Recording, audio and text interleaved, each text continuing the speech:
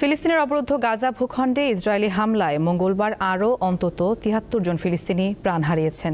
এছাড়া গত ২৪ ঘণ্টায় অনাহারে মৃত্যু হয়েছে কমপক্ষে ৫ জনের।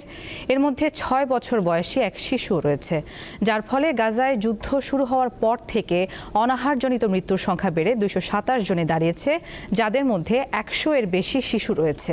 এদিকে ইসরায়েলের যুদ্ধ বিমান ও কামান থেকে চালানো হামলায় তছনছ হচ্ছে গাজা সিটির উত্তরাঞ্চল।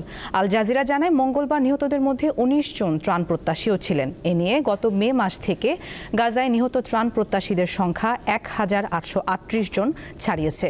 এর ফলে গাজায় মোট প্রাণহানির সংখ্যা প্রায় ৬১,৬০০ জনে পৌঁছেছে। গাজায় অকল্পনীয় দুর্ভোগের নিন্দা জানিয়েছে ইউরোপীয় ইউনিয়ন, কানাডা, ফ্রান্স ও যুক্তরাজ্য সহ ২৬টি দেশ। যুদ্ধবিধ্বস্ত অঞ্চলটিতে দুর্ভিক্ষ বন্ধ এবং তা প্রতিরোধের জন্য জরুরি পদক্ষেপ নেওয়ার আহ্বান জানিয়েছে দেশগুলো।